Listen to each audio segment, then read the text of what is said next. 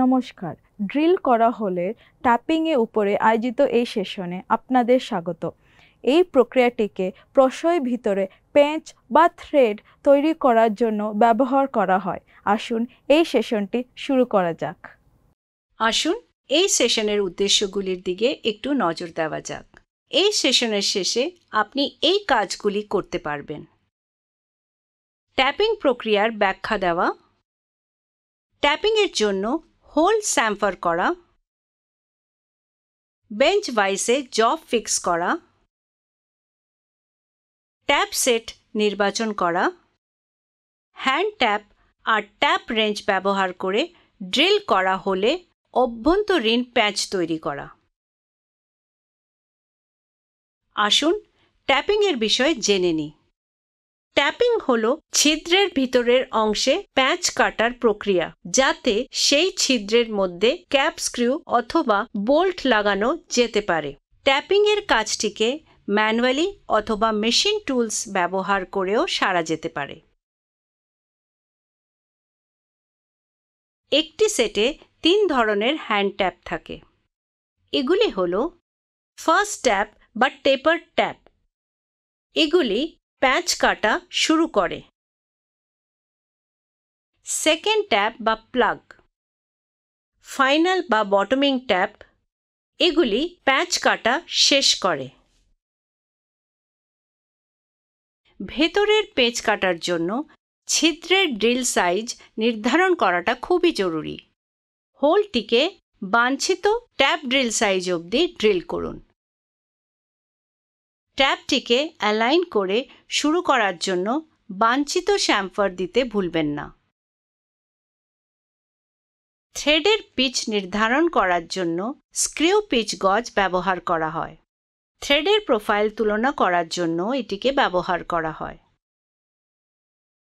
Pitch pitch হল একটি প্যাচের উপরে কোনো একটি বিন্দু এবং পার্শ্ববর্তী প্যাচের সেই একই অবস্থানে থাকা অনুরূপ বিন্দুটির মধ্যে বিদ্যমান দূরত্ব, যা অক্ষের সমান্তরালে মাপা হয়েছে। এবার আমরা ব্লাইন্ড হোলের মধ্যে দিয়ে ট্যাপিং করার প্রক্রিয়া জেনে নেব। ব্লাইন্ড হোলের মধ্যে দিয়ে ট্যাপিং করায় 3টি প্রধান ধাপ জড়িত। ধাপ 1, ওয়ার্ক পিস তৈরি করা। ধাপ 2, হোল ট্যাপিং করা। ধাপ 3, ওয়ার্ক পিস পরীক্ষা ও মূল্যায়ন করা। আসুন প্রত্যেকটি ধাপের বিশদ জেনে নিই। প্রস্তুতি পর্যায়ের উপর লক্ষ্য দেওয়া যাক। সবার আগে ট্যাপিং ড্রিল সাইজের টেবিল ব্যবহার করে অথবা গণনা করে ট্যাপিং ড্রিল সাইজ নির্ধারণ করুন। উদাহরণস্বরূপ M12 ড্রিল সাইজ এবং 1.5 mm পিচের জন্য ড্রিল সাইজ ইকুয়াল টু থ্রেডের সাইজ থেকে থ্রেডের পিচ এর বিয়োগফল ইকুয়াল টু 12 - 1.5। সুতরাং ড্রিল সাইজ হল 10.5 mm। ডেপথ স্টপ অ্যারেঞ্জমেন্ট ব্যবহার করে একটি ব্লাইন্ড হোল ড্রিল করুন। ট্যাপিং হেতু ড্রিল করা হোলের গভীরতা বাঞ্ছিত থ্রেডের গভীরতার থেকে খানিকটি বেশি হওয়া উচিত। ব্লাইন্ড হোল থেকে কোনো মেটাল চিপ বেরোলে হোলটিকে উল্টো করে কাঠের পৃষ্ঠে খানিকটা বাড়ি মেরে চিপ বার করে দিন। এবার ট্যাপিং পর্যায়ে যাওয়া যাক। ওয়ার্কটিকে অনুভূমিকভাবে শক্ত করে ভাইসের মধ্যে ধরুন। হোলটিকে বাঞ্ছিত ট্যাপ ড্রিল সাইজ অবধি ড্রিল করুন। M12 ফার্স্ট ট্যাপটিকে ট্যাপ রেঞ্চে ফিক্স করুন। ফার্স্ট ট্যাপের সঙ্গে ম্যাচ করে একটি নাটকে স্টপ অ্যারেঞ্জমেন্ট হিসাবে 14 mm এর বাঞ্ছিত দূরত্ব অবধি স্ক্রিউ করুন। স্থিরভাবে নিচের দিকে চাপ দিন এবং থ্রেড শুরু করার জন্য ট্যাপ রেঞ্জটিকে আস্তে আস্তে ক্লকওয়াইজ ডাইরেকশনে ঘোরান। একটি ট্রাই স্কোয়ার ব্যবহার করে নিশ্চিত হন যে ট্যাপটি ভার্টিক্যাল রয়েছে। ট্যাপটিকে ভার্টিক্যাল করার পর রেঞ্চ হ্যান্ডেলের উভয় প্রান্ত ধরে নিচের দিকে কোনো চাপ না দিয়ে সেটিকে হালকাভাবে ঘোরান।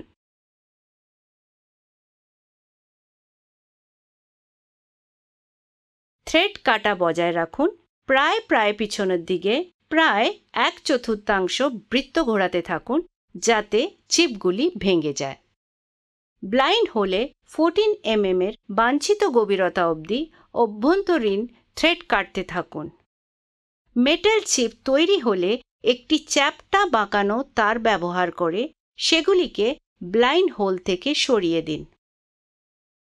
একইভাবে ট্যাপ রেঞ্চের মধ্যে একের পর এক M12 সেকেন্ড যেটা ইন্টারমিডিয়েট ট্যাপ ও ফাইনাল যেটা বটমিং ট্যাপ ফিক্স করে ফুল থ্রেড তৈরি করার জন্য থ্রেড কাটতে থাকুন। বার ছাড়াই থ্রেড করা হোলগুলিকে পরিষ্কার করুন। ড্রিল করা অন্যান্য ব্লাইন্ড হোলগুলিতে উপযুক্ত প্রক্রিয়াগুলির পুনরাবৃত্তি করুন। আসুন এবার আমরা পরীক্ষা ও মূল্যায়ন পর্যায়ে যাই। ম্যাচিং বোল্ট স্ক্রু করে থ্রেড করা হোলগুলিকে পরীক্ষা করুন। তেলের একটি পাতলা পরত লাগিয়ে মূল্যায়নের জন্য সংরক্ষণ করে রাখুন। ট্যাপিংয়ের সময় কি সাবধানতা অবলম্বন করা উচিত? একটি কাটিং লুব্রিকেন্ট ব্যবহার করুন। একবারে খুব গভীরে কাট করবেন না, কারণ এটি থ্রেড ও ট্যাপগুলিকে খারাপ করে দিতে পারে। ট্যাপটিকে প্রায়শই পরিষ্কার করতে থাকুন যাতে চিপগুলি জড়ো হয়ে থ্রেডটিকে খারাপ না করে দেয়। আরেকবার ঝালিয়ে নিতে হলে আমরা যা শিখেছি তা হল ট্যাপিং প্রক্রিয়ার ব্যাখ্যা দেওয়া, ট্যাপিংয়ের জন্য হোল স্যাম্পার করা, বেঞ্চ ভাইসে জব ফিক্স করা, ট্যাপ সেট নির্বাচন করা, হ্যান্ড ট্যাপ আর ট্যাপ রেঞ্জ ব্যবহার করে ড্রিল করা হলে অভ্যন্তরীণ প্যাচ তৈরি করা। ড্রিল করা ছিদ্র ট্যাপিং করার বিষয়ে এতটাই বলার ছিল। আশা করছি যে আপনারা সবকটি কনসেপ্ট বুঝতে পেরেছেন। পরবর্তী সেশনে আবার দেখা হবে।